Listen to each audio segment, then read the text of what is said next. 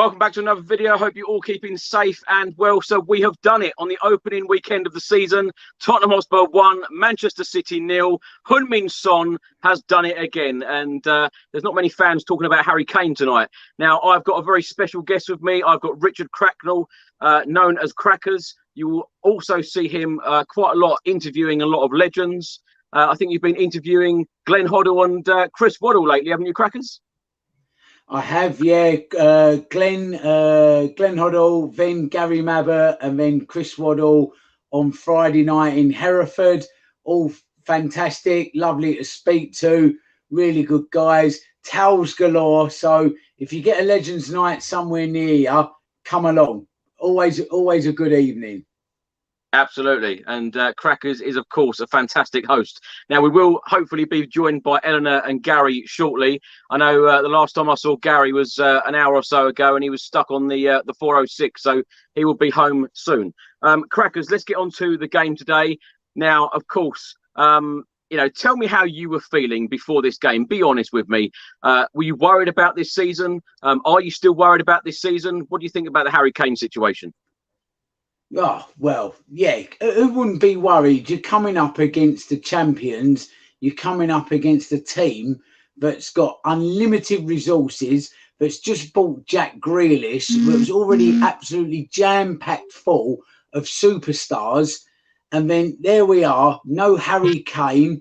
It's got to have an effect on the dressing room, not even in the squad. And you think to yourself, oh, man, come on, listen, let's see where we are as a benchmark. A bit of unknown under Nuno. Has he got the players playing for him? But do you know what? Today, brilliant. Absolutely stunning. Absolutely stunning. There's two things from today, Chris. And number one, and most importantly, was to see a stadium full again, which, sort of a year, 18 months ago, we thought we might never be going back to football. So to see everybody back at football, win, lose or draw, because sometimes there is things a little bit more important than football. And to see that today was just brilliant. Absolutely brilliant. Away fans, home fans. I mean, I was at Birmingham yesterday travelling home from Hereford, and Mansfield fans came through Birmingham New Street Station. About 30 of them, all singing, and the police were around them, and most people would go tut and throw them away. But it was great. It was just, that's life, isn't it? It's just great to see some life back and away fans going to games. So, I mean, that was number one, was such a great thing. But secondly, today, what a shift from everybody. Everyone in that team, from back to front, absolutely put it in. And that's all you can ask for as a fan. You're not going to win every game, but if you see your 1 to 11 absolutely putting it in, that's all you can ask for. And I thought we were absolutely fantastic today. Japhet Tanganga, I mean, I've got shoes older than Japhet Tanganga. I mean, he was incredible. Absolutely. And then when he came off round the edge of the pitch, I was in the South Stand today. The noise was incredible. I mean, I just sort of looked at him and I thought, I was nearly in tears. I was genuinely nearly in tears because he just put it in so much against such a quality side. Brilliant. Absolutely brilliant. And I'm also very pleased for Nuno as well, because listen, what was he, 6th, 7th, 8th down the pecking order? I mean, we went after people like Gattuso in front of him. It was like, come on, go away. Who wants that man at our club? And there he is. And they're running through walls for him. Cannot ask for anything more than what we got from Tottenham Hotspur today. Well, I can tell you're certainly very happy, Crackers. It's great to see. Eleanor, good evening to you. You were also at the game today. How did you see it? I mean, I'm pretty sure you've summed it up, but it was brilliant. First half, it wasn't great, but it wasn't awful. I think that's what I'll say. First half was just a bit slow moving, but I think that we just needed to mould into the game a bit. What I could tell was first half was we were getting into the final third and crossing in the ball to nothing, and it kind of felt like, oh, we just need that striking presence. We just need Kane. And I was like really holding back on trying to want him on the pitch. And that's what it felt like in the first half. And then the second half, we kind of, you could see the tactics change. We kind of channeled through the middle.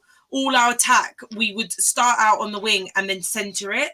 And I felt like that kind of helped us due to the fact we didn't have Harry Kane. So we couldn't just cross it in. We had Lucas Moura, which isn't the tallest, to win a header. So the way I don't think the positions changed, but I think the tactics in game is how to attack. I think that changed. I think that really put a shift in the way we were attacking. Just seemed a bit more on edge. Like they were more on edge. They were more rattled. Sonny's goal, brilliant. It was obviously Diaz does take a lot of stick for that because he should have blocked it, but who cares? Son scores outside the box. Bottom corner was brilliant. I was in the south stand. I was going mad. Just like what Crackers said here, when Tanganga came off, I had never felt so emotional before in my life over the feel around the whole ground. Like that was just honestly, I recorded it and I was thinking, yeah, like, that is really a one of our own. Like you're one of our own. Like, I was just like, I don't know, it was almost like really proud of him. Like he was brilliant. I just felt like when he came off and Matt Doherty came on, I was like, oh God. I was like, it's not happening today. I was like, not today. But obviously he did put in such a shift. I can't really say anyone was awful. I mean, Dele wasn't his best, but he was trying. And I haven't seen him try in a long time. So I'm going to take it as a small win that at least you put effort in today because I could see you actually trying. So I'm going to take that as a small win, maybe back, like, you know, crawling back to something. Like he hasn't played football pretty much for a year. So I'm going to take that. Obviously, when Lo Celso came on, was probably our worst player. I think there's still a lot of work to be done with Lo Celso, but I don't need to focus on the negatives. We won. City still haven't scored at our ground, which is insane. And since Pep called us the Harry Kane team, we played them 4 times and beat them without Harry Kane. So incredible. It's just great. It's just brilliant. Shout out to everyone that was around me, by the way, because I was on my own. I normally go with my dad, and I went on my own, and everyone was really lovely, and we were all singing together, and it was just such a lovely family feel. It was just so happy to be back. And I know I could have been not saying that, but today was just brilliant. Like I'm literally beaming. I was going to ask that, Eleanor, before we start talking about the lineup. For you, how did it feel getting back into the stadium and being at full capacity? Because, you know, for me, when I look back at the videos and the photographs I took today, you know, I absolutely loved it. You know, to have a full stadium back, it was incredible, wasn't it? Oh, honestly, just the feel of having that many fans there, all getting behind the team. I felt like, and there was one point, because I was in the south stand, so there was one point where we had a corner and Lucas was like G'ing us up to like cheer them on, and you could just see that they were trying to get that connection with the fans, and like it was just amazing. It's been 18 months since I've been there, and it feels like I should never have left. Like it was just like home, and everyone's just such a family. As we were, you know, walking out, everyone was like hugging and singing, and I don't know, it was just such a brilliant feeling, and what a great afternoon. It was just brilliant. It's amazing. Crackers, let's come to you now. Of course, an hour before kickoff, the team lineup come out. Hugo Lloris in goal as our captain. The back four are Javat Tanganga, Davinson Sanchez, Eric Dyer and Sergio Reguilon. Midfield of Pierre-Emile Højbjerg, Oliver Skipp and Dele Alli. And then the attacking three of Lucas Moura, Heung-min Son and Steven Bergwijn. Now, when you saw that starting 11 come out, and of course all the subs, as soon as I saw that starting lineup with the 11, immediately my eyes just darted over to the subs bench and I thought, Harry Kane's got to be there. How did you feel when Harry Kane's name wasn't there? Well, yeah, listen, I've been going to the lane since 1975, so that's like, for, I think 45 years now I've been going, and I saw Glenn Hoddle come and go. I've seen so many players come and go, and nothing at all is ever any bigger than that. Nothing, no person's ever bigger than that. So it's just at a stage, look, he wants to go. The club want their money for him. Man City have got the money, so he goes. He goes, and I think if he goes, I think a cloud gets lifted. I think it's just too much of a it just gives that feeling of, is he staying? Is he going? Is he staying? So look, if he wants to go, get rid. Once a player wants to go, they have to go. So I think it's just a case of, right, okay, away you go. Thank you very much.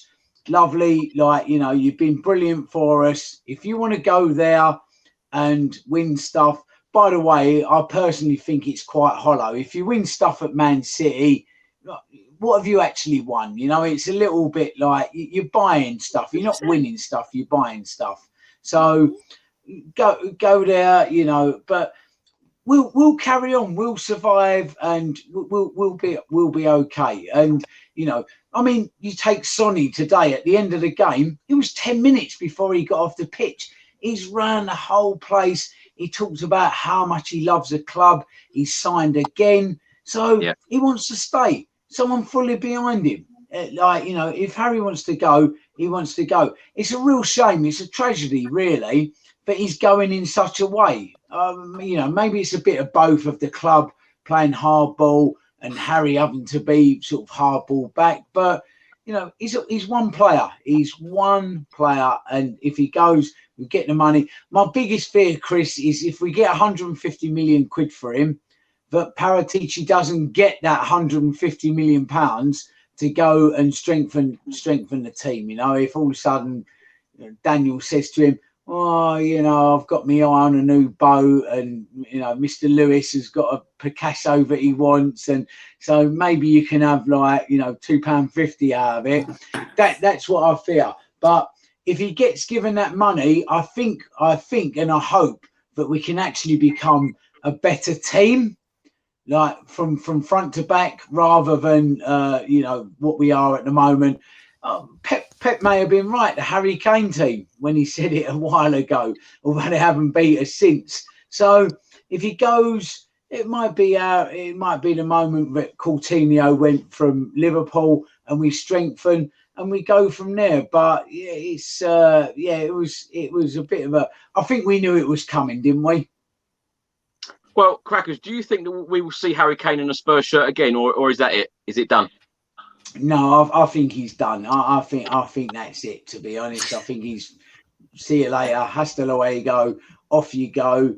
And yeah, so, but listen, we've got to get the deal done. You know, thinking about it, Daniel and the board really should have gone, right, okay, if you want him, he's 150 million quid minimum, and it has to be done in the next week. And that should have been 2-3 weeks ago. He should have said, right, you either buy him in the next week, 10 days, or the deal's off. So, because we're starting to leave ourselves a bit short to bring in replacements up until when the window shuts. There's no point in this dragging on until the last day of the window. So, yeah, I think it's time to turn around to Man City and say, come on, if you want him, stop going, you know, 130, 132, 133. Oh, come on.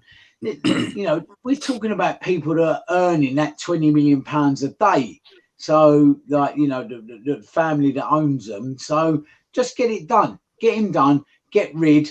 And then we just move on, like, behind Spurs, behind who wants to be there. And we go forward from now. It's funny, Crackers. Gary, good evening to you. I'll come to you in a second.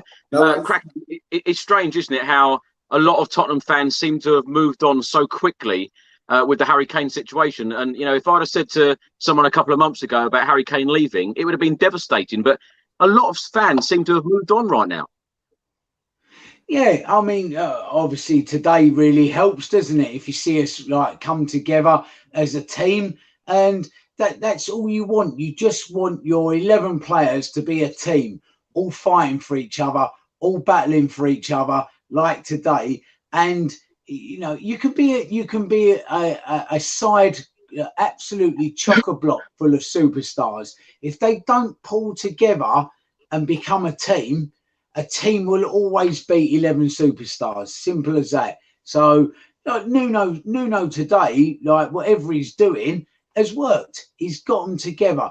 Bottle today, take that into every game this season. I guarantee you, we will be us as fans will be in a much better frame of mind at the end of the season, and the team itself will be in a much better position than what we saw under the last manager. I mean, it was like taking new shoes off today, wasn't it, and putting comfortable old slippers on. That's what it was like. It was like, you know, under Mourinho, it was like new shoes that might have been half a size too small. It was. Yeah, it was just so tight. It didn't feel right. And today, you know, Nuno's come in. He's like putting a pair of Crocs on, but you've had for like 5 years. They're just molded to your feet, and they're so comfy. We just looked a team today. That's all I want. I just want us to fight for each other, fight for the badge. Do you know, Crackers? That's why I love having you on here. I don't know what's coming out your mouth next.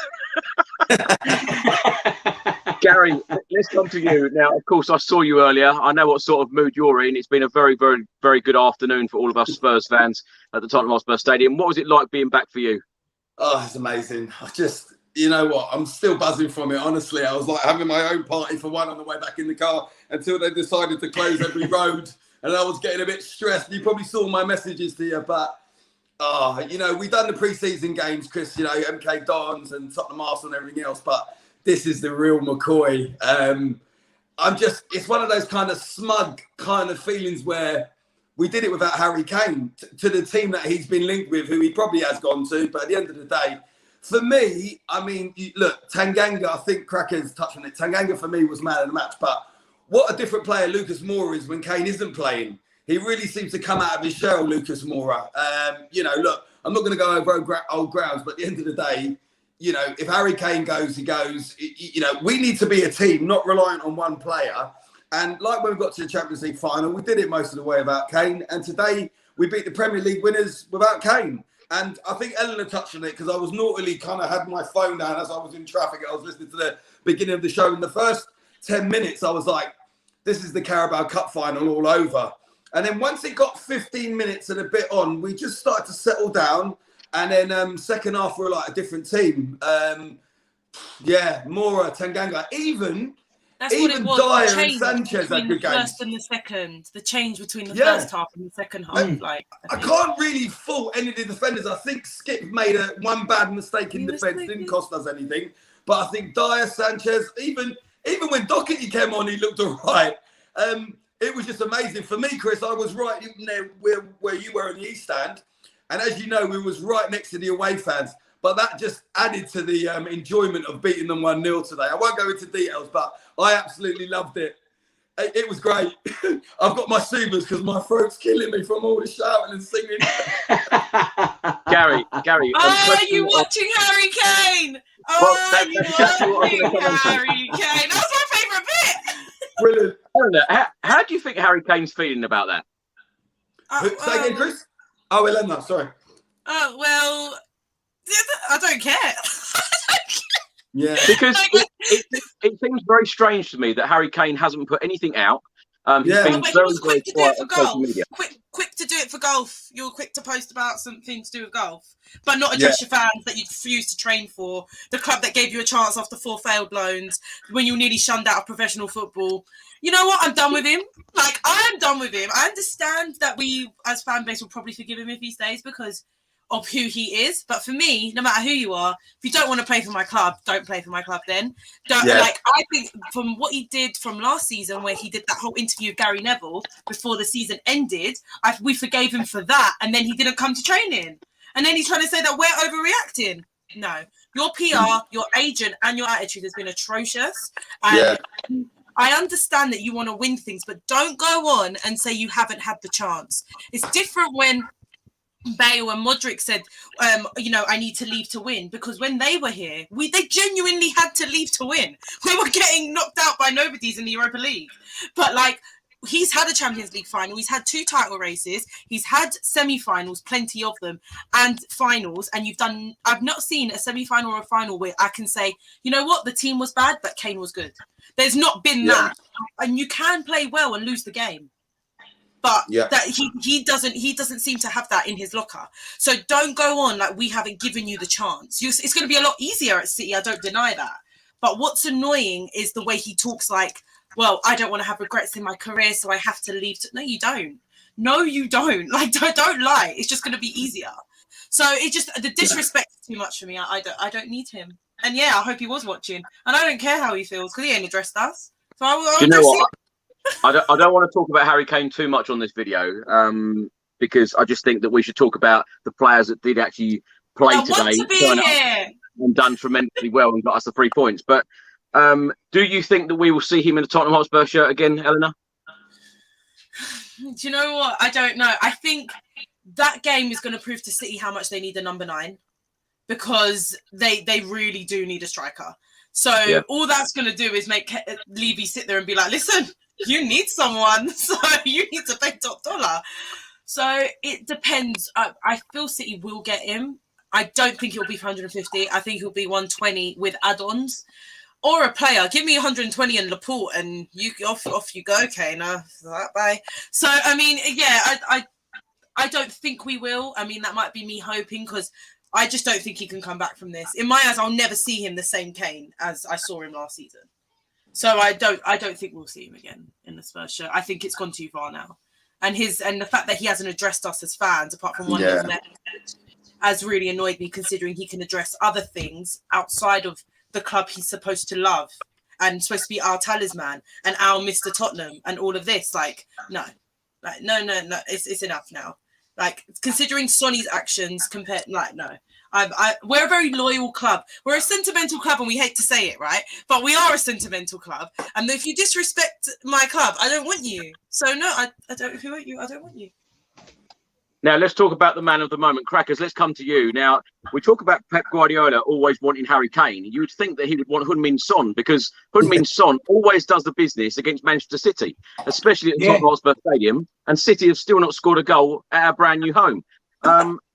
Let's talk a little bit about Heung-min Son because over the last few years, he has certainly been my favourite player. I predicted a 1-0 today and I predicted Heung-min Son to do the business because he turns up so often. And when Harry Kane is not in the team, we just seem to get this different Heung-min Son that steps up to the plate, gets our goal, gets the most vital goals, and he has done it again today, hasn't he? Just sensational to try and tabloid it up. But it's like, you know, Harry Kane leaving is that, but Heung-min Son signing is that. I mean, I was amazed that we actually kept hold of him because, you know, we live in a modern football world where, as you well know, social media counts for a lot. Here we all are on social media of sorts with YouTube, Last Word on Spurs, our Twitter accounts, It's massive. It's absolutely massive. It generates big money. And Sonny is as important to Tottenham as a player as he is as a commercial opportunity. So it's, you know, I get sometimes clubs sign players maybe from like Japan or somewhere because they're looking to go into other markets, flog a lot of shirts. It's the way of the world now. But Sonny is probably a better player than he is a commercial opportunity. And he's already a huge commercial opportunity. So for him to sign again was massive. Absolutely. I really genuinely thought we'd lose him this window to somebody that went, oh, hello, look, you know, there's like, you know, 10, 15, 50, 60,000 shirt sales, people coming to the stadium. I don't know if you've ever seen when the South Koreans come to Spurs, they get into the Spurs shop. I mean, it's bad. They buy everything. Absolutely it's bad. Great. They buy everything. And it's huge for the club. So for him signing was just terrific. But, I mean, he's a dream, isn't he? He's an absolute dream. He's not only a great player, he's absolutely disciplined. He's got that very sort of Southeast Asian way about him where, you know, he's got the focus. And, I mean, there's no way that he's not going to put a shift in with his dad behind him, is there? Would you not play if, like, Sonny's dad was your dad? Because you come home, you just be getting, like, even at his age, he'd still be getting put over his knee and smacked.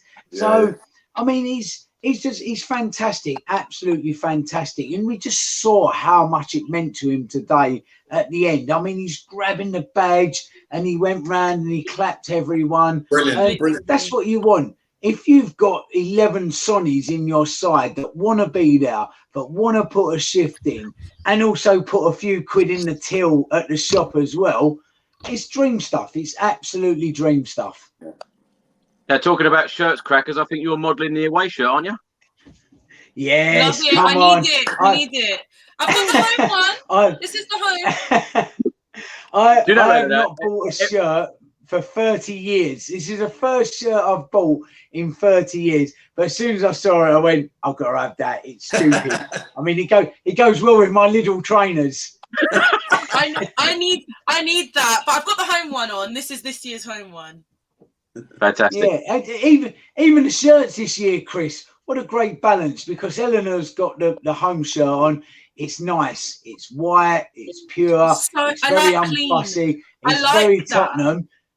And then you come to the away shirt and it's like, what is that? They look better when you win, let me tell you. Yeah, exactly. It's so ridiculous. It's brilliant. Like, you know, Can I just shout out Japhet Tanganga, by the way? Yeah, brilliant. We're going to go through every single player and you'll get your chance. Don't worry. We're going to talk about the man of the moment at the moment. Gary, let's come to you. Let's talk a little bit about Heung-min Son, because, as I say, I absolutely love the guy and he always delivers. He's just signed a brand new 4-year deal. And, you know, he's simply sensational, as Crackers just said. Yeah. He's amazing. Sonaldo, Son Perignon, call him what you want. I mean, you know, Crackers touched on it with his dad. I mean, blimey, the training that he had to do before he got into Tottenham and stuff just goes to show. And even now, he trains with Tottenham and then he does the whole training thing again with his dad. It's never ending. But not just that, but off the pitch, he's just a proper gentleman. And what a great example of a 21st century footballer. He's everything the footballers of old wasn't. Do you know what I mean? I was driving back and God, I love Paul Walsh, but I've just listened to an hour of him on TalkSport and his daily and weekly routine is very different to what Son's is now, let me tell you. But he's brilliant. And Chris, you know, we met just before we went in the stadium and we both said we're going to win 1-0. It'll be Son. City will have a bit, probably slightly more possession, but Son will get the goal and we'll win 1-0. And we did, and we were right. And because he never lets you down, I think, what's he got? 7 goals against City or something? It's crazy. He's just absolutely everything you want. And his fitness levels are just absolutely ridiculous. He never tires and he always goes for broke, and I just absolutely love him. You know, he's so underrated, which is absolutely brilliant for us, because if he wasn't, you know, there'd be a lot of teams interested. But for some reason, he kind of goes a little bit under the radar, but he's just absolutely amazing and I love him. And yeah, he's definitely made my day today. Fantastic. Eleanor, let's come to you. Now, of course, I read the starting lineup out earlier. You mentioned Japhet Tanganga there. There has been lots of rumours and reports about him possibly going out on loan. Now, I've said in the last couple of weeks, I would love to keep Tanganga because he's very versatile. He can play left back, right back, in the centre. You know, Jose Mourinho played him in virtually every position across the back. Now, he's proved today he's played very, very well again. You know, played well last week in the Arsenal friendly. Yeah. He's keeping the right back Serge Aurier and Matt Doherty out of the team. Do Tottenham Hotspur need to go out and sign a new right back when we've got Japhet Tanganga? Yeah. Do you know what it is? With Tottenham, it's hard because we always tend to rely on our youngsters or our number 2. Whenever we get rid of our number 1, like we did it with Walker when we relied on Trippier, like we always rely on our number 2. And I think Tottenham need to get out the habit of doing that. We should definitely still sign a number 1 right back, because it's Tanganga. He's brilliant, but he's still young. And I think he does suffer with injuries. Like we know that, like he does suffer with injuries. So I feel like we need to get a right back and allow Tanganga to just mould himself into the team. Yeah, he can work his way into the team for like he did under Mourinho in the Liverpool game, like he did in the City game today. I'm not saying he can't play the big games. I just think relying on solely him could be an issue. So I would rather sign someone and play him as and when. And all, you know, he can be whenever, but I do not want him to go on loan. I think he needs to be in the squad. I was actually upset when Matt Doherty came on because everyone knows I'm not a fan of Matt Doherty. So I was a bit like, oh, Agent Arsenal coming on the pitch. not a fan. So I just, I'm not, but he was all right. Like, even when he came on, he did his job. But yeah, I would much rather keep him and get another right back. But this isn't like a priority. I think we need another centre back first. But shout out Eric Dyer, you played well today. Like, I can't fault Dyer. Sanchez had a good game, but I think Dyer was really, really good today. So yeah, I think today I can't. I was going to say, Eleanor, I've been on quite a few videos of you where you've not been very nice about our centre back pairing, Davinson Sanchez and Eric Dyer, and even when that starting 11 come out, there were a few people near me, and they went, "Oh God, it's Sanchez. It's the same defence as last season." They were really moaning. But they did have a good game today, didn't they? The pair of them. Oh, they were brilliant. Like I've said before, I can't fault players too much today. I think everyone put in a shift. Even when I'm talking about Dele Alli not being at his best, he still was playing for the badge, playing for the shirt, and as Cracker said, playing as a team. So I think generally I can't fault too many players today. Like, we were good and we were solid and we had a game plan and we stuck to it and we fought for each other. So defense was pretty like spot on. We had our wingers doing very, very well. I think Lucas Moura is, for me, Japhet Tanganga was man of the match. But if Japhet Tanganga wasn't there and his age and everything, it would be Lucas Moura. He was brilliant today. Like, I was there and everything he was winning, he was running, pressing, he was fighting. Not to mention the ref didn't make it easy for us to fight. So I feel like it was. I just feel like the whole team was very good, but Lucas Moura, Eric Dyer, Sanchez, they all need to shout out for me because I give them stick. So if that's how you're going to play under no Jose tax, because I do say Jose tax was heavy.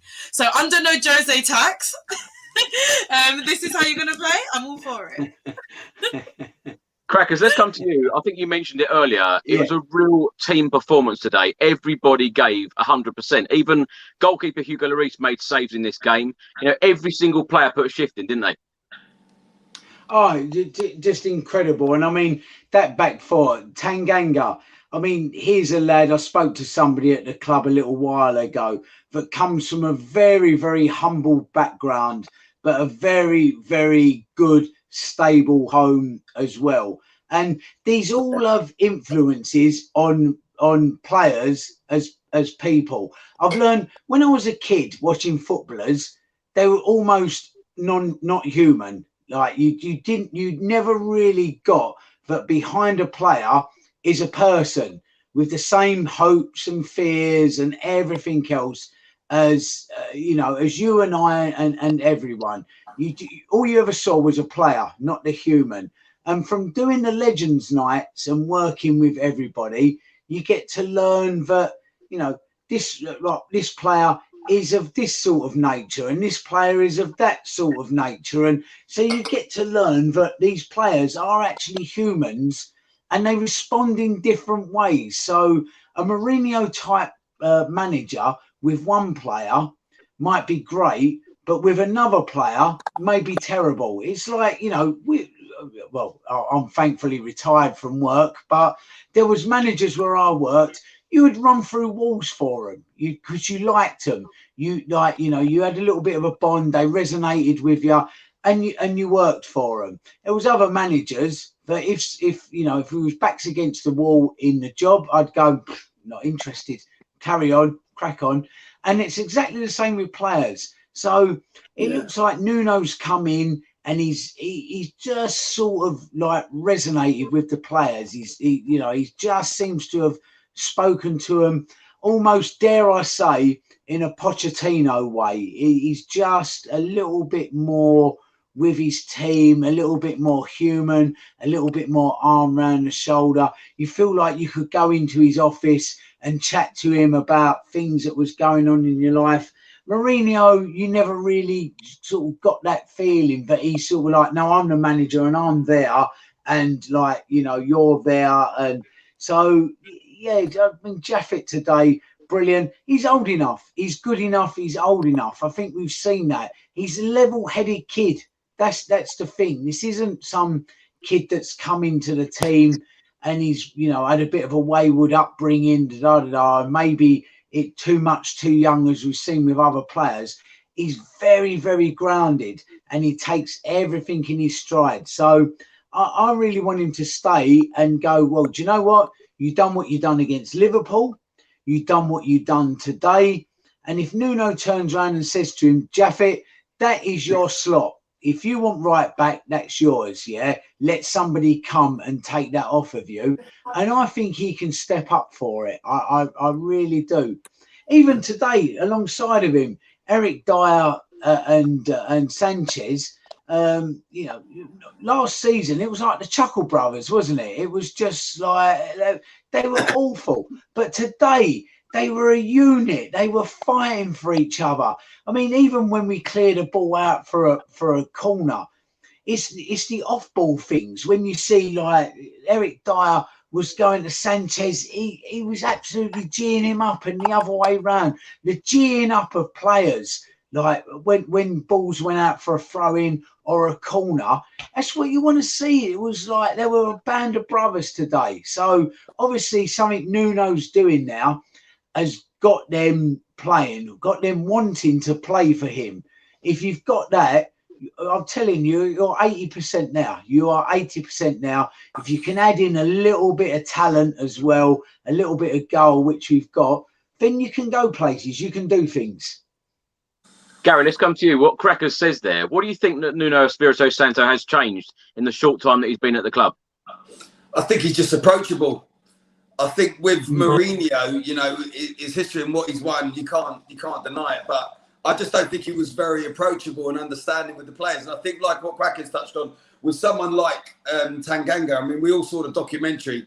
He's just so humble and such a lovely guy. And you can just see Nuno. He's just, do you know the thing with Nuno is he's so calm in his press conference and everything else. And with Mourinho, probably a bit like when I'm on your show, Chris, you're a bit on edge thinking you don't know what I'm going to say. And it's a bit similar with Mourinho. I know you was quite nervous in the stadium earlier. Well, all three of you are a bit like that. Yeah, exactly, yeah. I was wondering why you got us three on together. You're asking for trouble.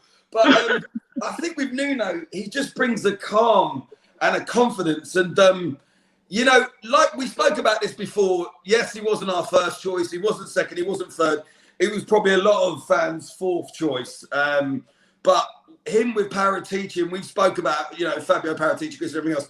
I think with him and with Nuno, it just works. And look, it's only the first game of the season. We can't get carried away. But let's not forget it was against the league champions. They got £100 million Grealish. And by all accounts, even if we got a draw, that meant to be a great result for us. Well, I think we probably should have won 2 or 3-0. I mean, Bergwijn, you know, I love him, but he's got to score that. So for me, just touching on Nuno, I think he's, you know, the expectations when Nuno comes in is not overly high this season. But I think it's a good thing. Going into that game today, none of the players were really under pressure. The pressure was on Man City, and it showed. And we came out smelling the roses. It was amazing. So I'm happy. You know, I don't know how sad you lot are, but I'll watch the whole game afterwards, and then I'll watch Match of the Day, and then I'll catch up on, you know, Last Word on Spurs, and then I'll do the Cowlin little clips. I love it. I will eat, sleep, breathe it all week until we play again. You know, you know what, Chris? Go on, Chris. Yeah. At the end of the game, when Nuno came onto the pitch, and he went round every player, and he was like, "Well done," and the fans were going. And listen, he gave like a small clap, and off he went. Now, I'm telling you today, if Mourinho had won that game today, he'd have been round like that, wouldn't he? He'd have been all like up in the air. He'd have been round every stand, and he'd have been giving it this, giving it. Nuno, small clap, little small clap, and off he went. And that tells you all you need to know about someone. No, exactly, you know, and I like that. He's very humble, very, very humble, and I think everyone's buying into that. Yeah, 100%. Well, everyone keeps comparing him to Pochettino, Crackers, don't they? Yeah, and quite rightly so. I think he's, you know, it's very, very early days, but you get that vibe, you know. You look at him and you look what he does, and you look how we played today, and he's just, you know, Pochettino had us all like that. The players, the fans, everybody was like that, you know. Very sadly, he never got backed by the board. and all of a sudden they've gone, oh, you know, in comes Mourinho, and he just came in. And he was like, you know, he just went, yeah, and he just smashed everything to pieces. And it was oh, what are you doing? Stop it. Like, you know, we had something and you could have come but he went, no, like, you know, see you later. This is my show now.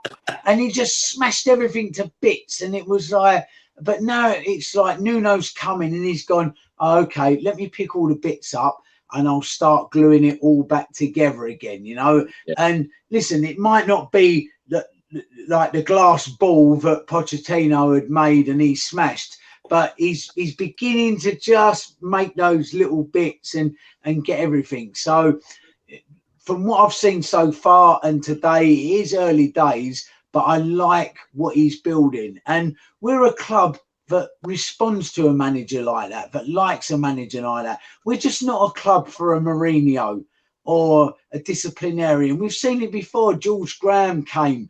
One day Ramos came. And they're all these sergeant major, standoff, aloof, like managers. They hate it. I remember having a long chat with Ledley King at one of the Legends nights I've done with him. And he was talking about your man that was the England manager in South Africa. Go on, fill me in, because I'm getting old. I can't remember. The Italian guy. Who was the England manager in 2010?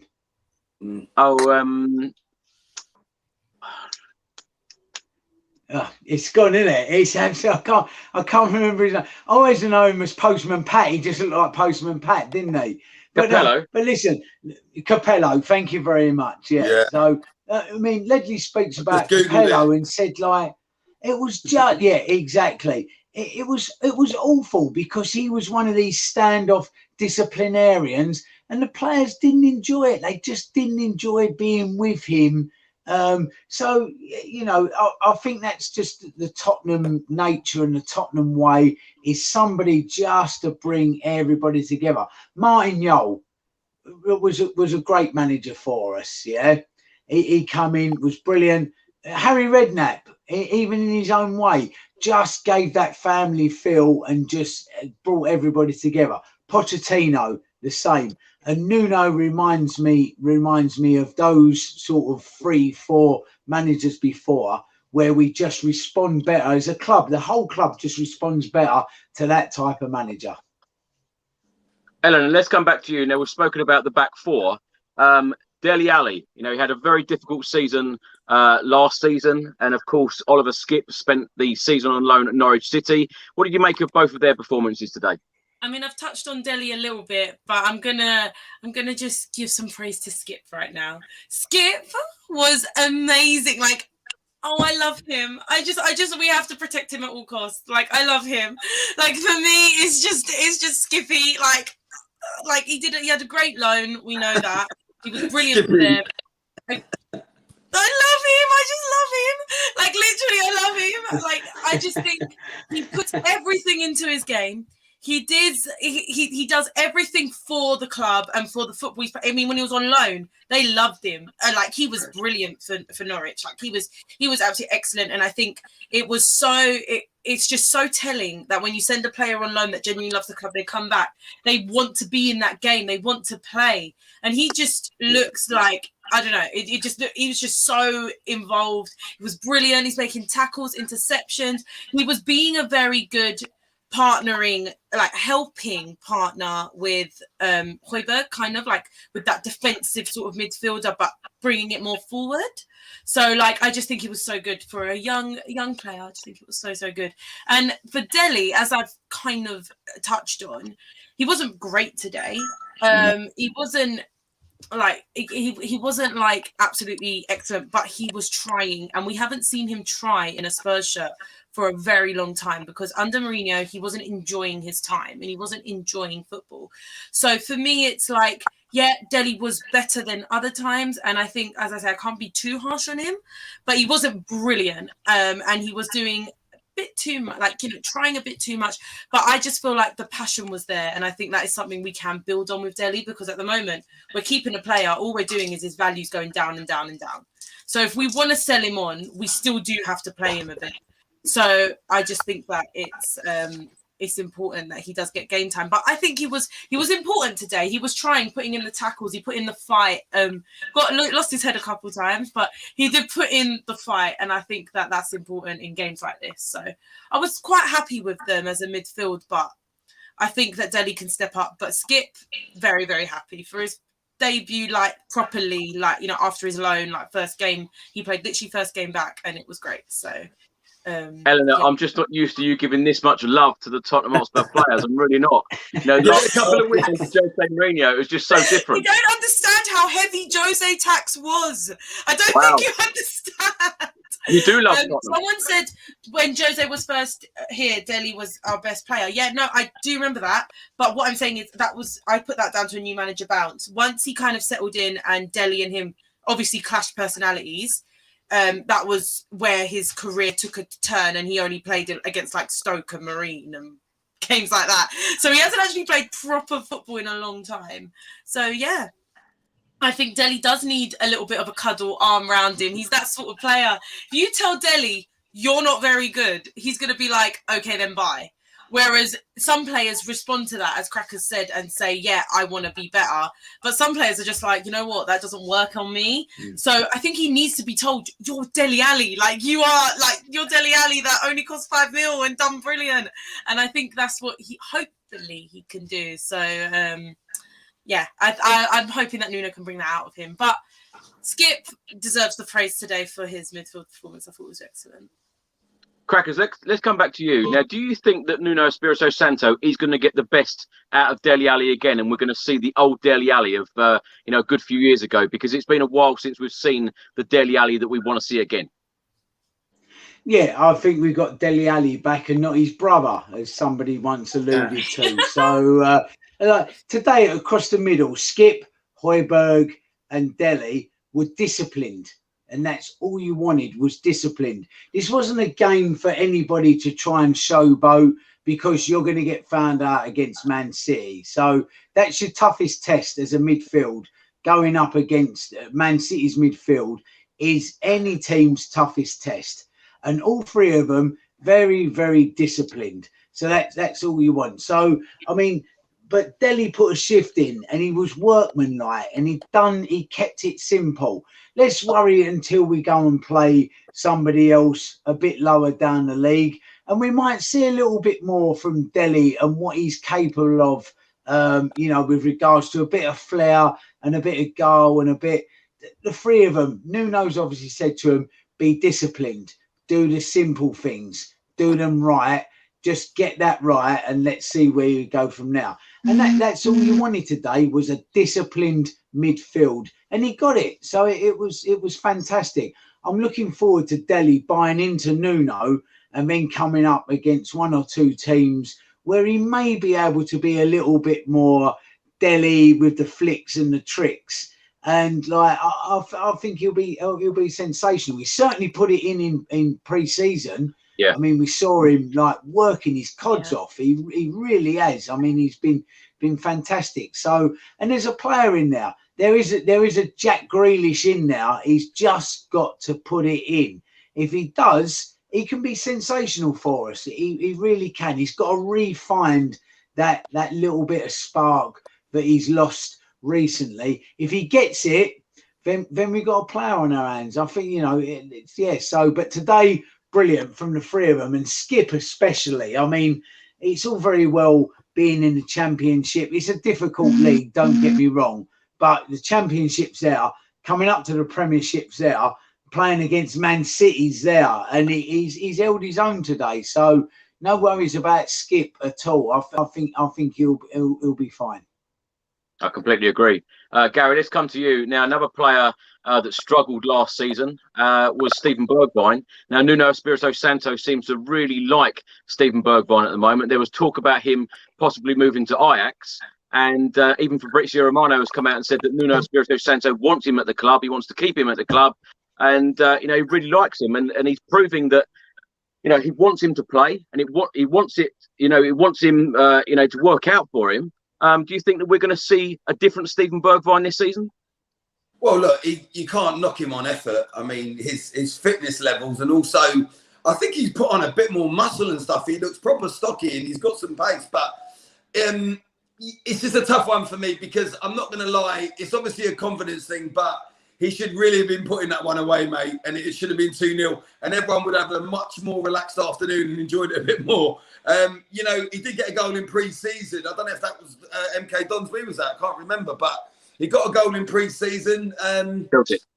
Yeah, look, you can't knock his effort. He's going for it. He's getting in the right places. And in a way, even though he's not scoring the goals, he's getting other people to score the goals. He's running, he's making spaces. But he's just got to, you know, kind of improve on that final third, and because he should have really scored there, mate. I mean, the only two players I think wouldn't have scored there today probably would have been Bergwijn and Dele Alli. I think every other player on that pitch probably would have scored it today.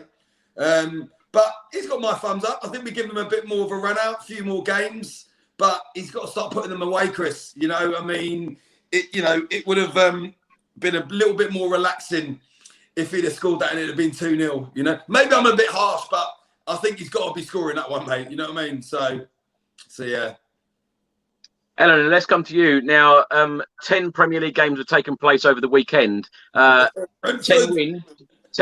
You know, no one has drawn a game this weekend in the Premier League. True.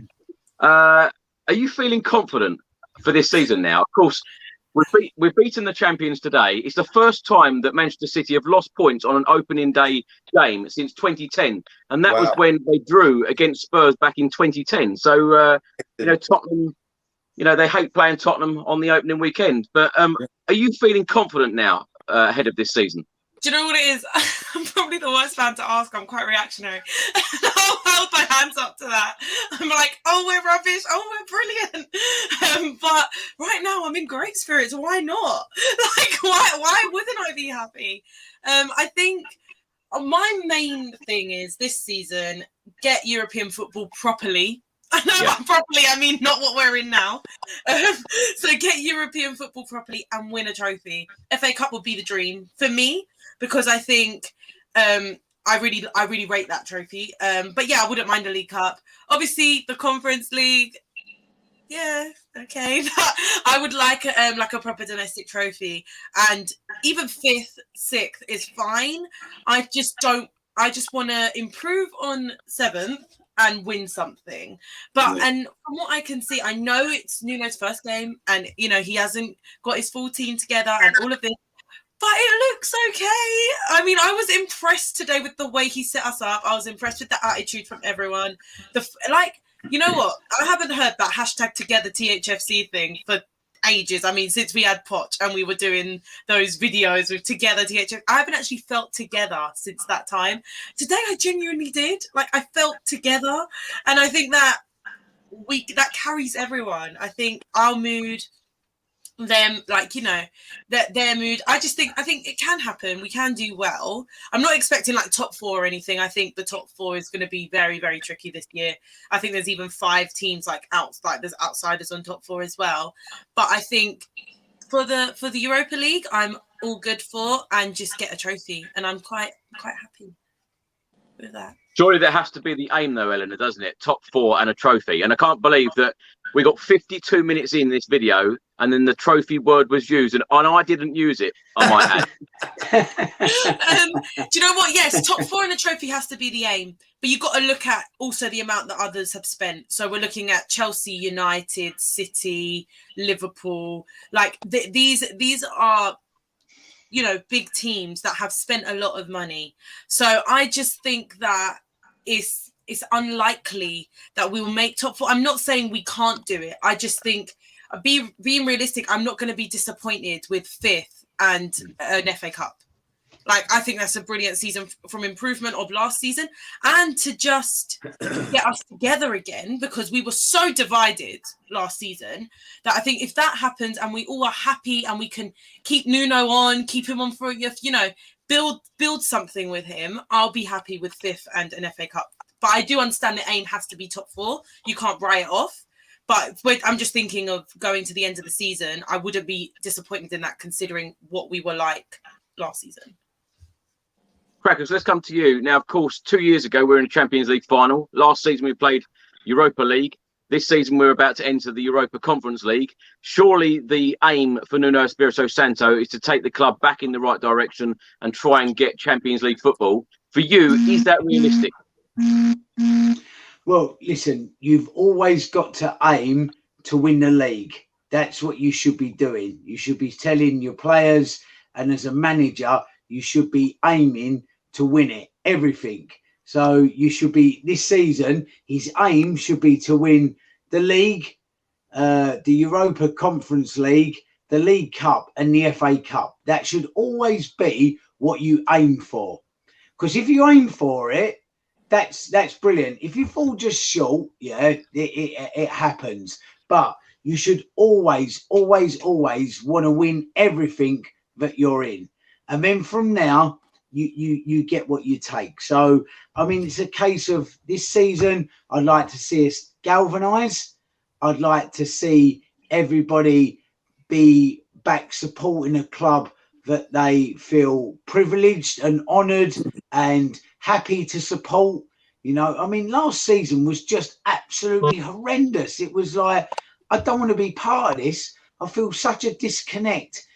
You know, who are Tottenham? What's going on? I can't buy into us. But now, I mean, from today, bottle today, take that into every game this season, and you've got something.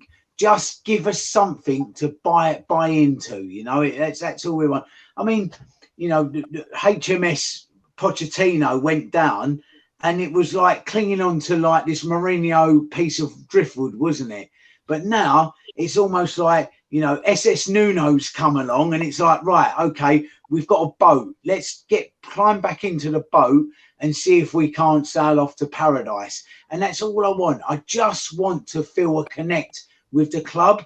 I want to see players putting it in for the fans, and I want to see the fans putting it in. That's all you can ask. And whatever you get from now is what you get. But if you get that togetherness, if you get that, like today, people throwing themselves at balls, absolutely throwing themselves at things. If you're putting that in, you will get something.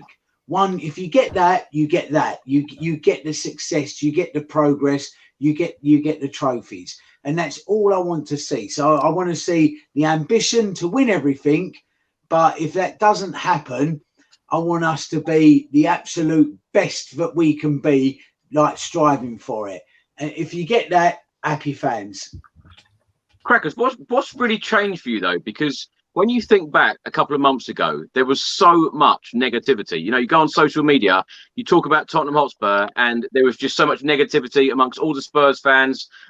It was absolutely awful. And a couple of months later, like you take today, is it because all the fans are back in the stadium? Is it the fact that we've beat the champions? Is it the fact that we've got Nuno Espirito Santo as our manager? Is it the fact that we've got 3 new signings? What is it for you that's changed? It's uncertainty. It's like lack of clarity. It's lack of direction. It's lack of an ID. I think that's what it was. It was like we had this almost this vacuum of who are we? What are we striving for? You know, and in that vacuum, there was it just brewed and brewed and brewed of this apathy. There was an apathy to us. So it's like now you come together again. You go, okay, I've seen today. I've seen us play Man City, the champions. I've seen my team go and put it in for a manager who's actually quite likable as well. You know, he seems a very, very amiable, nice guy. You know, he's somebody that you can buy into. So that's all you want is just that. That's when you start to go, okay, I'm sort of beginning to drop that apathy because I can see us what we're going for.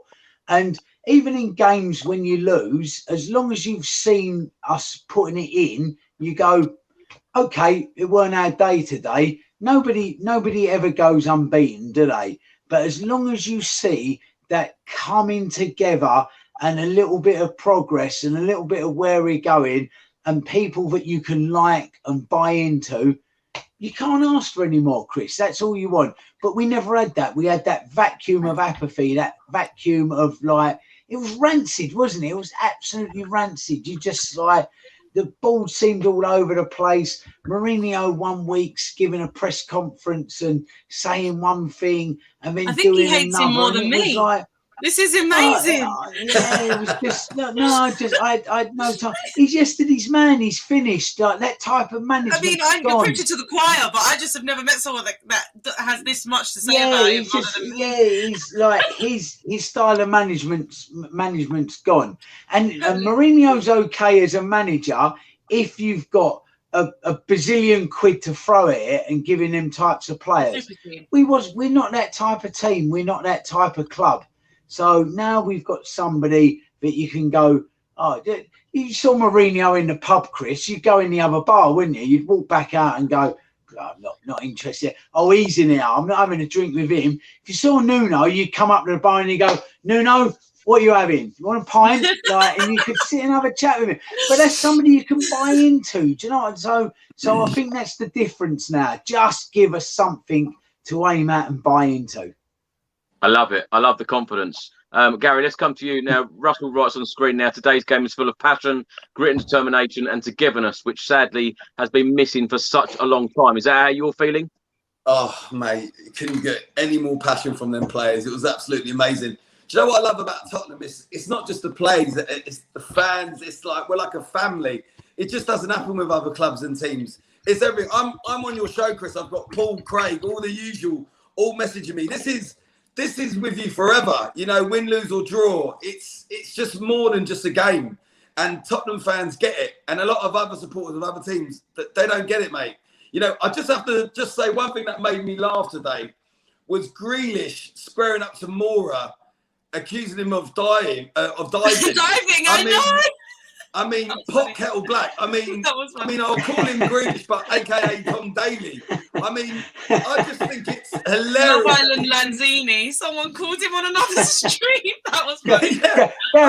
Gary, that like Grealish doing that today was like me going up to somebody and saying, "Hello, fatty." Like, you know, oh, hello, come on. Have you seen yourself? It's like, it's just crazy, wasn't it?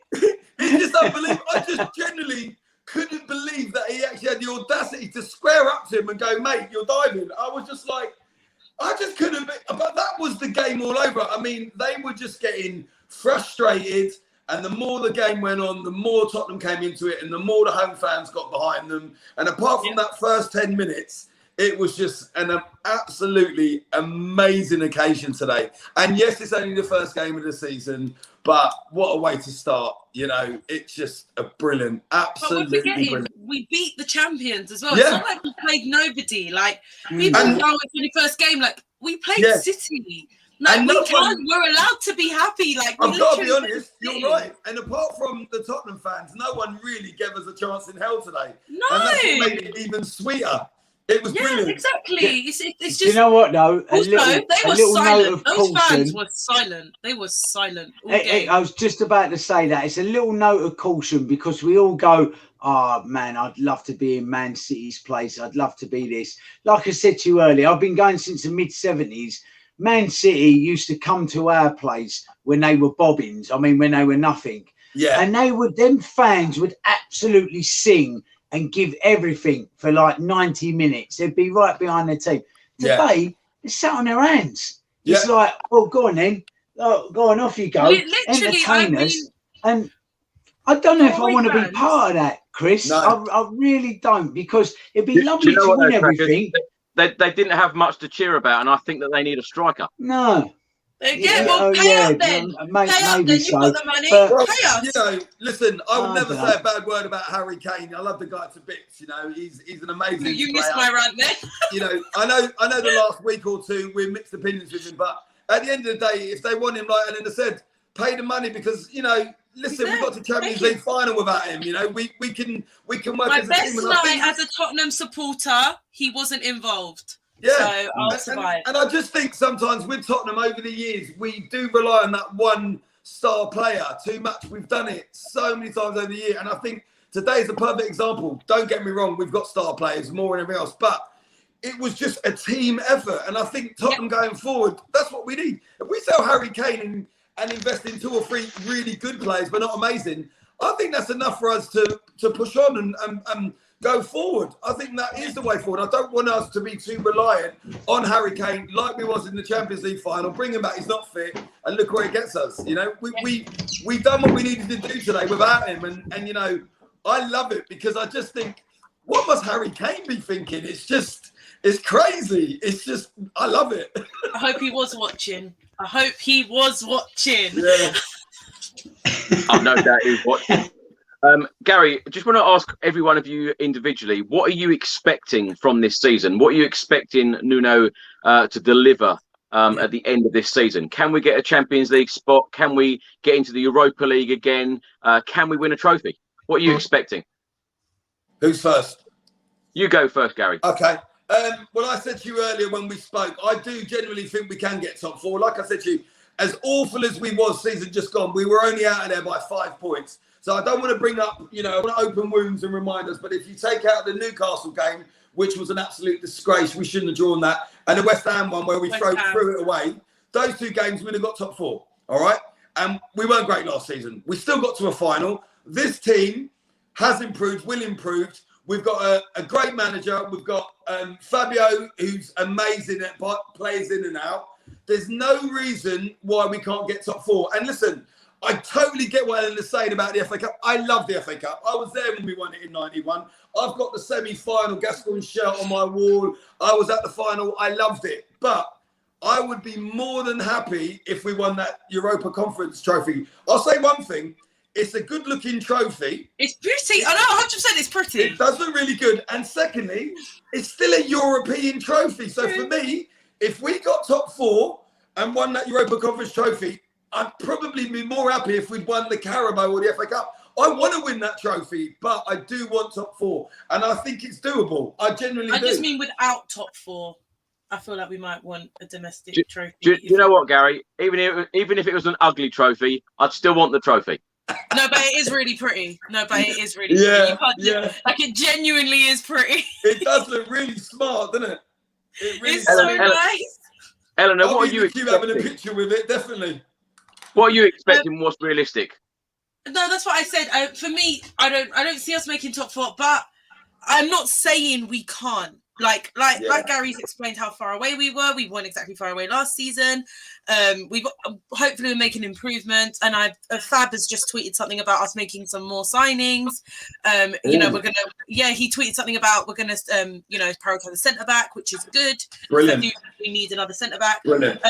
And just a few other things. So I think obviously, we can make top 4, but for me, like Wayne has just said, 5th and an FA Cup for me is what I'm expecting.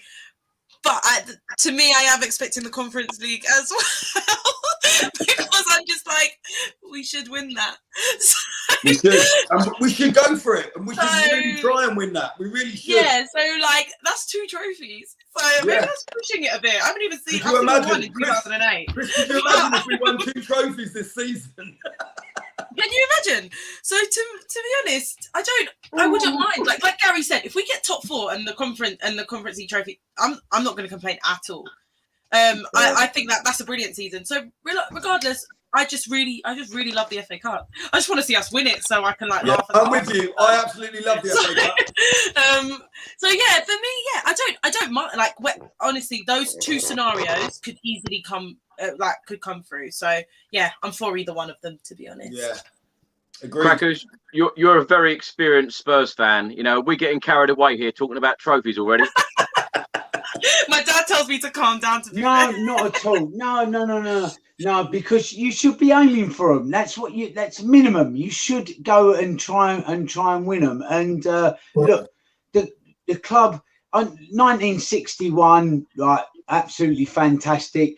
And it spore a generation of new Spurs fans, which was my dad. So he brought me up Tottenham. And then 81 comes along, 82, and that captured me. A bit like the magic of the cup, you know, going to the 81 Cup final, and that was just sensational. And that's it, you're done. So, I mean, so now my 2 boys who are 17 and 13, they're Tottenham. But they need something to go, oh yes, yeah, this is my club. Like, go and win a trophy. Nothing beats that feeling of watching your team lift a trophy, whatever trophy it is. And then they buy into it, and then their sons, their daughters become Tottenham fans. So you know, we're in real danger of missing a generation, because really nothing since 91, 99 is 20 years. You're beginning to get a generational gap now of no wins, and that's not good enough. We need a cup. We need something. We need an FA Cup for my 13-year-old, my 17-year-old to go, that's it, lovely, look at that, like, you know, and get that feeling and buy back in, so that when they have kids, they can be like me and they can bore their kids with like, oh, I remember the 81 Cup final. We have got to get something in the trophy cabinet. We have to. Yeah, agreed. For that cycle to continue, you know. Yeah. Gary, let's come to you now. In my opinion, this transfer window, you know, ends on the 31st of August. In my opinion, I still believe that Tottenham Hotspur need another centre back, a right back, a creative midfielder, and a striker. In your opinion, what do Tottenham Hotspur need, and do you think it's going to happen? Oh well, what we need and what we're going to get, Chris, is two very different things with Tottenham Hotspur. I mean, do we need one? Do we need one or two strikers to start with? I mean, you know, we're probably going to need two. Look, I think we will get a few more in, and I still do think one or two will be going out. I did hear, Chris, just touching on the Tanganga. Did he refuse a loan? Because I heard that a loan was offered, but he refused the loan. I don't know how true that is, but if he did, I'm glad he did. I think it's his decision if he doesn't think that he's going to get game time. And that's going to be interesting, because if Tottenham do go out and sign a new right back, and they do go out and sign a new centre back, then I believe that Tanganga won't get that much game time. But when he's putting in shifts like today, it's going to be a very, very good and difficult decision for Nuno Espirito Santo, isn't it? It's great to have those choices. Exactly that. And that's why I asked, because I think he's done exactly what on Crackers touched on it as well. The sort of player he is. He is going to fight for his position. He's going to give it everything he's got. And he proved that today. And I think, you know, I'm glad he refused that loan. And I'm glad he gave his all today. And it really showed. And it does give Nuno a problem. But that's what we want. We want problems in those positions, and who are they going to play and stuff like that. And touching on more, it's the same thing. When Kane's not playing and he's not in the team, look at Lucas Moura. I mean, he's just unbelievable. He just seems to shine when Kane's not there. So, look, I think there's probably two more to come in and two to go out, but I don't think there's going to be any more than two. That's just my personal opinion. I could be wrong. But listen, look, I was on the Dyer bandwagon and Sanchez and everything else, but, you know, they didn't have good games today. As long as Eric Dyer doesn't take free kicks, I'm happy, you know, because I just don't understand why he takes free kicks. I don't think he took any today, so I left quite pleased. But look, you can't fault any of them players. I think I saw one mistake, and, you know, don't kill me for this, Eleanor. I think Skip made a mistake in defence earlier. No, he did. But I just think he's young and he was good. And he made up for that. But when I'm watching a game which was 94 minutes and I'm picking out one mistake in the whole of that Tottenham defence, you've got to ask yourself, how far have we come since last season? Because I don't think Dyer or Sanchez made any mistakes today. Looks like coaches can do their jobs, hey? You know, so for me, yes, we need a few more players out and a few more players in. But like Eleanor mentioned and Crackers, we've just beaten the league champions, you know. That is a massive achievement. And a lot of that, not a lot changed in that team today, apart from Harry Kane not playing. So it's all positives, and it just shows what a new manager can do. And a director of football. Because, Chris, as you well know, that Fabio Paratici, he's massive for Tottenham. You know, he's a big deal us getting him in. And I think that's going to be the making of Spurs, you know. I really do. But the calmness of Nuno works so well with him. It's perfect. Yeah. Perfect. Do you know, I don't know whether you saw a video posted on Twitter earlier. He was going absolutely ballistic. You know, when, you know, he was shouting instructions. He was like the manager. And I was at the stadium last week for the Arsenal game. And even though that was a friendly, he was doing exactly the same thing. And I was literally the row behind him. I saw, the way that he acts, the way that he is shouting instructions to the team, I think is fantastic to see. Do you think it's right that he is actually sitting there on the bench, though? I think it is, yeah. I think it's good, and I think we need that. See what we need. Yes. Yeah, I think it's exactly what we need. I think you've got Nuno and his personality and his calmness, and then you've got Paratici. And 9 times out of 10, he's always on his phone anyway. But I think it's perfect that he's there. You know, I think those two are just great together, and I think it's going to be the making of Tottenham. I really do. And like I said, Chris, a lot of Tottenham supporters and definitely everyone else fans, the expectations of Tottenham was very low. So I think it's a good thing. We're going into this season, in a way, not really under any pressure. Whereas when Mourinho came in, all the pressure was on Tottenham and Mourinho. Yeah. And we don't have it this season. So I think it's a kind of a free-for-all. I think we've got a really good chance here. I've looked at our next fixtures. Apart from when we play Chelsea, we could get maximum points leading up to that. But this is Tottenham. And Wolves away and Watford at home. Anything can happen. Yes, we beat Man City today. But we all know Tottenham. So I'm not getting carried away, but we could have a good run of games there, you know. And I do truly believe after that performance today, we stand a good chance of getting top 4 and getting into a final. Why not? You know, look, I don't want to mention too much about Woolwich, but they've been awful for the last 10 years. And they've still managed to get a few FA Cups. Yep. So why shouldn't we win an FA Cup or win a European trophy, albeit the Europa Conference, you know? I'll take it. All day long. Eleanor, Crackers, just want to get your thoughts on the transfer window so far and what you think Tottenham Hotspur need, you know, for the rest of the season. Eleanor, let's come to you first. What have you made of Tottenham's business so far? 3 new signings in, and what else do Tottenham need? Right, the business was overhyped when it happened. We were like overexcited, considering that we did get rid of players and not really replaced to that extent, but we did get Romero in, which I think is excellent. I think that you know, when we're doing good, like we got rid of some deadwood, you know, we're doing all right, but I think that there's more to come, and I think he's made that clear. And I think that's different when you do, like Gary has mentioned, we have a director of football now. So when we are getting rid of deadwood, we actually are doing it now. It's not just for the money, we're doing it for the football side of things as well. Yeah. When we're getting players in, it's different. Like we're not just getting anyone in, which I think before, it's not even that we didn't spend enough, but sometimes we overspent on a lot of random players. Whereas now it's not for business, it's genuinely about the football. So I'm very happy with Paratici. I think he is doing what he's supposed to be doing. But I think that generally our business so far hasn't been really busy, but it hasn't been poor. It's just in the middle for me. We've got rid of some players. We got a decent player in. We got Bryan Gil, which apparently is amazing. I don't know too much about him. I'm not going to make up that I do. But from what I've heard, he's really, really good. A very good prospect. So again, we've done our youngster business as well, because we do that. That is our, we're not a club that just 5 stars. So I'm okay with that. But I think from what I've heard, we are going to do a little bit more business. And I think, like we said, it's just so important that we have a director of football, because getting someone in that actually cares about the football is a small step to what we needed. I mean, I was a very, very big Enoch out, Levy out kind of thing. But pushing Levy off everything football and putting him just on the business side, having someone in there just for the football side, I think is a big difference.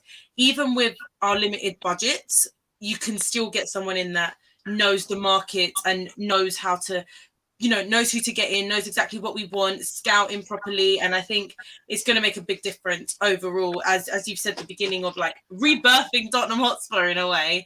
And I think that it's like, that's what we're trying to do here. We're just going to get us back to where we were, hopefully with the trophies along the way. So I'm happy with our business so far. I think it's going to get better. And I think it will.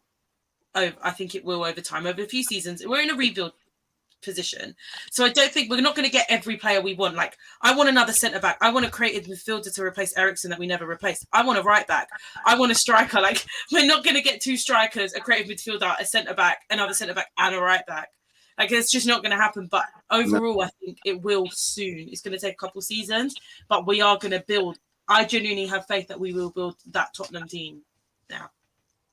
Crackers, let's come to you. It seems that a lot of fans want the same things: another centre back, a right back, a creative midfielder, a striker, 2 strikers, as Gary said, if Harry Kane is going. Do you feel the same? It might be what we need, but football squads and teams, you can't make wholesale changes in one window to that extent. It's destabilizing, you know. They're a blend, and you know, you have to bring them together, and you have to drop players in, and you know, we're suffering now for them 520 odd days where we never done any business. So you know, even a lot of this all hinges on Harry Kane going. So I do worry that if he doesn't go, that could cause problems in itself. Resentful fans towards him maybe being resentful that he didn't go. But you know, if he does go, last time when we bought like 7 players with the bail money, it just, you know, it didn't feel right. It's 2 wholesale changes. There's a few that need to go, and Dembele just hasn't worked out. He just doesn't seem interested. It's just this weird, strange attitude with a man. I don't think he's happy in London. I don't think he's happy in the UK. I think he wants out. Sissoko again, you know, I think he's ready to go, so he will go. Yeah, a right back we do absolutely need. If Kane goes, a striker we do need. And then away from that, you have to be careful just how many that you bring in, even in central defence, you know. I mean, Sanchez come with a huge reputation from Ajax, and we haven't seen too much of him, but he's still youngish. He might buy into Nuno and find his feet, and then all of a sudden you've got a player that you potentially bought. So let's just be a little bit careful with how much wholesale changes we make. Bryan Gil, as he's known in Spain, out on the wing, or Bryan Gil, as my dad would call him, sensational player. Bryan Gil, he's listen, there's a player in now, an absolute player, very, very highly rated in my homeland now in Spain. They've got very, very high hopes for him, and I'm surprised we actually got him. I thought there might be a few other teams that would have a look at him. So if he lives up to his potential, we have got a player on our hands there, because he's fearless. And I mean, they're calling him the new Cruyff, which is with big shoes to fill. But if you're being mentioned in those circles as Cruyff-like, and you can nurture him and get something out of him, then we got a player on our hands there. So just be a little bit careful how much changes we actually make. Yeah. I think you're absolutely right, Crackers. I do think it will take at least a few transfer windows to get exactly what we need in the squad. Completely agree with that. Now, last question for you all. Our next game is the first game in the Europa Conference League, the playoff game, this Thursday against Portuguese side Pacos de Ferreira. And then, of course, we've got Wolverhampton Wanderers, Nuno's old club, on Sunday afternoon. Now, Gary, let's start with you. Your take on both of these games and score predictions as well. Well, look, I think we will win both the games. So 100% win record. Yeah, I think we'll win both. I think for the Wolves, I'm going to go for a 2-1. And the other, I think, will comfortably win that 3-0. That's my predictions. Let me just say as well that the Portuguese side finished 5th in the Portuguese Premier League, and I think a lot of people are expecting this to be an easy game, but no easy games in Tottenham. I don't think it will be. No easy games, but you've got to look at that performance today against Man City and think their confidence playing as a team must be sky high now, and you've got to take that into your next couple of games. You know, listen, I'm full of confidence until we got Chelsea, and then that's a different kettle of fish. Yeah. Eleanor, what about you? So I think the next 2 games are 100% wins on both, definitely. I'm going to go with wins on both as well. You're probably thinking, this is a different Eleanor. I only had her on when I needed someone angry. I'm loving He's taking the happy pills. Honestly, I'm taking that Nuno energy. Yeah, I'm going for wins on both. I'm gonna go. I mean, Thursday I'm gonna go 2-0, 3-0, between 2-3-0. I'm not saying again it's not gonna be easy. It could be 3-1, 2-1, but I think that we will still win the game. Yeah, like Gary says, you can't go from this and then just like go straight on a low. Hoping we can keep the spirits up. We can just, keep the momentum. And I think, it will send us into Wolves, obviously on the weekend. Now, Wolves, it's going to be tough. I mean, I don't know how they play. I don't know how they play now under their new manager, obviously. But I think that it's going to be tough, but I think we will win. I'm going to go with Gary's prediction as well, 2-1. I think we will concede because that's what we do normally. So I think we will concede, but I think we'll still win the game. I'm just going to go, I'm just going to go with 2-1. I think we'll still win. I'm quite confident. This is weird. I don't know if I like this. The confidence is scaring me. Don't worry, give it time. It's a long season. Do you know what? Someone spoke about the last game of the season today on a Twitter space, and I was like, "There's a long time till then. Let's just enjoy the moment." Like, I'm walking home from City. I'm very happy.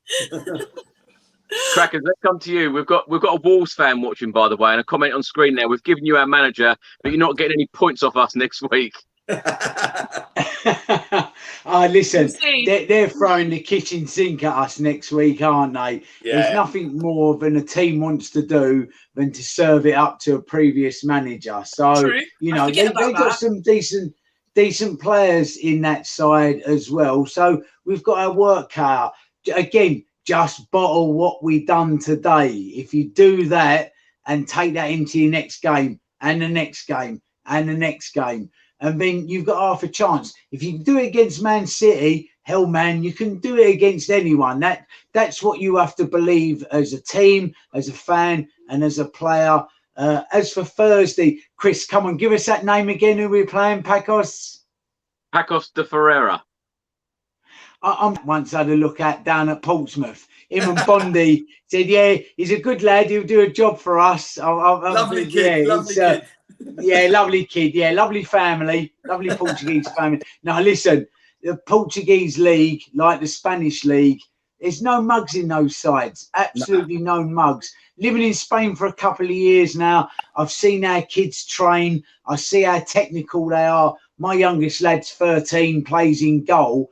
And what he's up against technically in Spanish players to what he was up against English players, big difference. Big difference. They're technically Spain, Portugal, very, very good players. If you're fifth in the Portuguese league, you're no mugs. So if we go out there and start going, oh, listen, it's like the pig farmers league and all that, you're gonna get rumped. So we better go out there. Yeah, very much so. But I think it might give us a clue as well Thursday as to where our priorities lie as a team, because obviously there's managers that just went, no, listen, brand new 11 comes in. I'm not risking any first team players. So we really have to see what Nuno is all about with like what sort of team he puts out. If we put a decent team out, we should win it. So, but, if he makes 5 or 6 changes, then let's see. So it depends how much of a priority that game is within the whole structure of this season for the club. So, could be difficult. Let's see. Early days, tentative steps. Well, my take on this playoff game, of course, we play them away first and then at home at Tottenham Hotspur Stadium. We've got to go through to get into the group stages. So these are 2 very, very important games if we want to feature in this competition this season. So you're absolutely right, Crackers. It'd be very interesting to see what lineup Nuno goes with on Thursday night when we play the away game.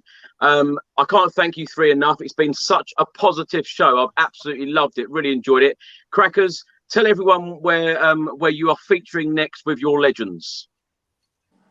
Right, okay, so the 28th of this month, I'm in Gloucester, down in Hardwick, with the one and only Holloway who I'm very much looking forward to interviewing, because he's always good value in pressers and that. So he's one on my bucket list. And then on the 3rd of September, I'm back in the same venue with the one and only Steve Perryman. So, I mean, our greatest living legend. So if you're in the Gloucester area, have a look up. I'm retweeting stuff all the time at Mr. Cracknell on the socials, and come along. And then I'm back home to Lanzarote and back again in November for some nights with Ledley King, hopefully Glenn Hoddle, and one or two others. So living the dream, Chris. Living the dream. You are, certainly. Well, Crackers, thank you so much for coming on. Really appreciate your time. Thank you. No, I've really enjoyed it. Thank you so much.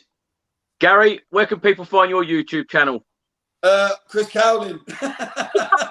You keep trying to push my YouTube channel, mate. I'm not interested. Look, yeah, I do White Hart Pain, but listen, I just want to touch quickly on Crackers, because it's first time I've actually seen you, Crackers, but I've been listening to your Last Word on Spurs and all your podcasts and everything for so long. And honestly, mate, absolutely love them. When you got all the guys on there, I listen to those and they don't half make me chuckle. Yeah. I love the way you start the shows and introduce them and get it all going. And honestly, mate, what you do on that show, like Chris and like you, Eleanor, is absolutely amazing. But Chris, for me, I just want to come on your show and enjoy the way. Just enjoy the journey, mate. So you can find me most of the time either annoying Chris at the stadium or on his channel. See, Crackers, I don't speak about trophies on my own channel that much, do I? No, not at all. No. It's, listen, dare to dream. Yeah. Exactly. Eleanor, thanks so much for coming on, and thank you. I've absolutely loved your positivity tonight. Honestly, you're going to get a lot more positivity this season, trust me. I had a really bad time last season with our manager, so we're very happy now. So this is a new Eleanor. You're going to have a different Eleanor now on your shows. It's great. Where you can find me is LilyWhite_TV. You can also find me Lily White TV on YouTube. And yet again, just to echo what Gary said, I listen to Last Word on Spurs like religiously, like every week, and like you lot are amazing. I mean, you in particular. It's just I didn't know you were on today, so it's great. Like I'm so happy to do a stream with you. So yeah, brilliant. Yeah, I echo that as well. Definitely. Yeah, definitely. You're brilliant. And me and my dad, we listen to your podcast literally every week. I didn't realise you were so young and handsome. I mean, he said his kids are what 17. You don't look old enough. That's even out in Lanzarote, isn't it? I think I need to move to Lanzarote and keep the tan up. I'm sorry, Gary. Was you saying young and handsome? I thought you was talking to me then. He's modest as well as beautiful. Look, I love it. But really, thanks for having me on. It's been a great show and a great day. Yeah, loved it. Absolutely loved it. This reminds me.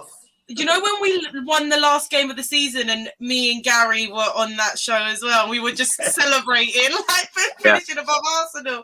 It just reminds me of that show. Do you know the great thing today? Look, 4 people in the little squares, everyone with a big smile on their chops. Yeah. If you can leave you with a smile on your face, then you've had a great day.